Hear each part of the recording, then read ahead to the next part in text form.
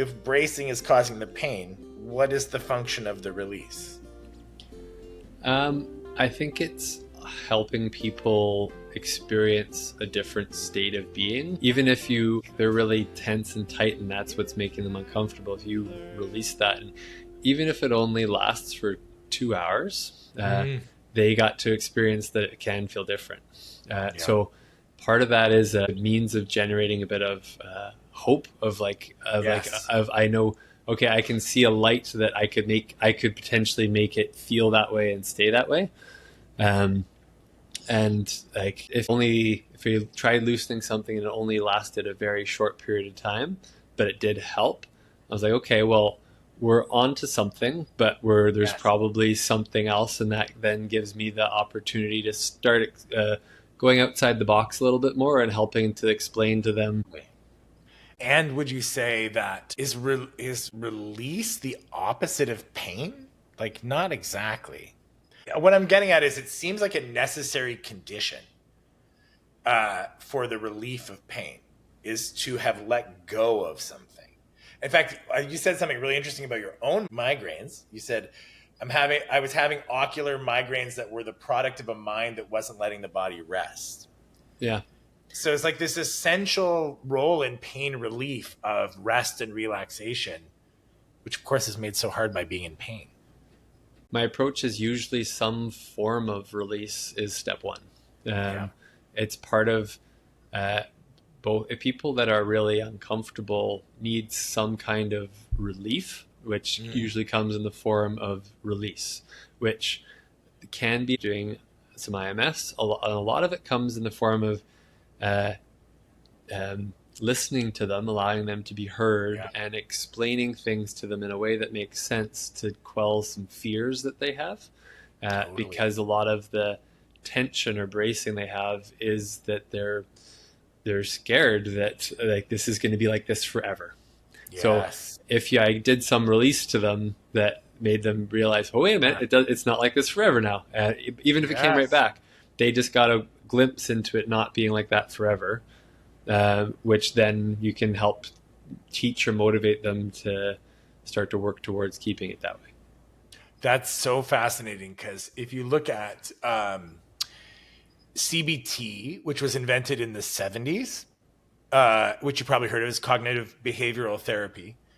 And one of its main findings is that suffering is caused by believing that the suffering you have is pervasive and permanent. We were talking earlier about how the field of vision narrows when you're in pain. So now it's pervasive. Your entire field of vision is pain.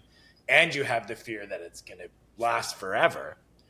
That's going to just add so much suffering onto whatever's happening organically. And similarly, it's making me think of math. And usually when people are bad at math, they think they're stupid. And they're worried that the act of trying to engage with the math is going to show them that they're actually stupid.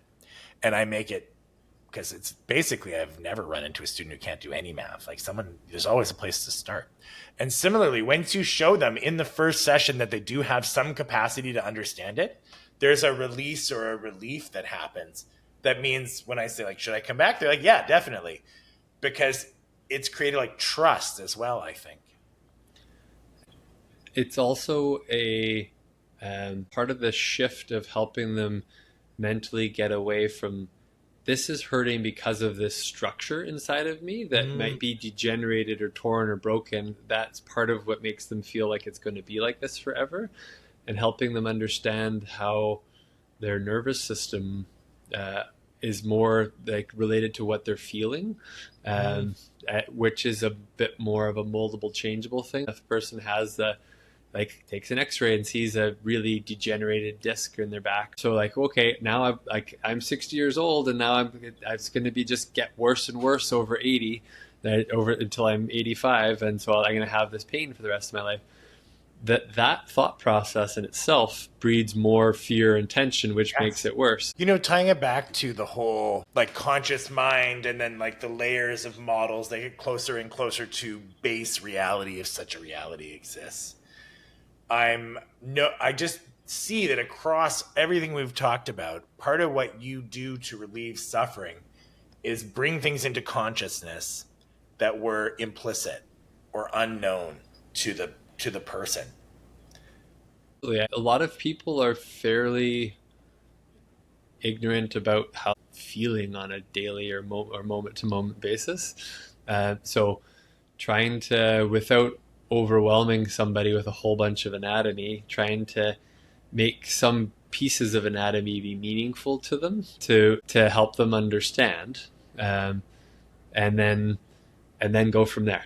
Because then that's partly a teaching sort of strategy and a sales strategy of like, okay, well, Yeah. how do you make something that, like, a lot of people would just immediately get put up walls and don't want to know their physiology or how their nervous system works or all the galaxies of anatomy inside them. But if you make it show them how it relates to what they're experiencing, they're like, oh wow. uh, Yes.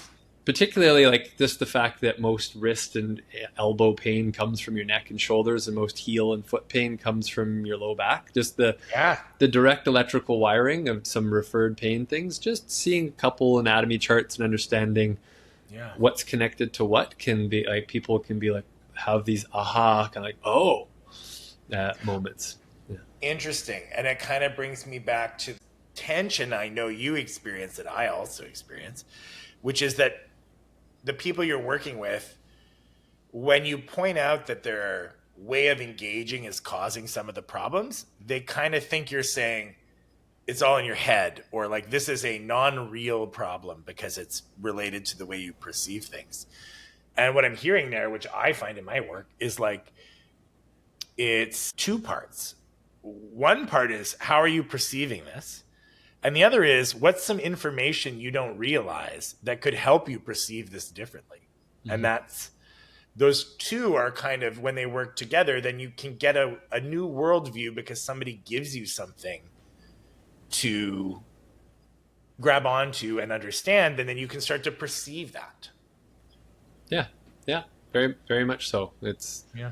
It's uh, like pain is a thing. Like, it's like, people experience it for a variety of different reasons, but it is more malleable than most people perceive. I think starting on teaching you.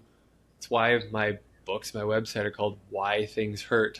Try to help people pull away from labeling syndrome. Like, don't put a name Yes. on this, explain why, and try to help Yes. you understand a little bit more about how your body works and how the system works around you, to not let it just be the thing that's stressing you out, because very often it can become that. Mm. Great. Great.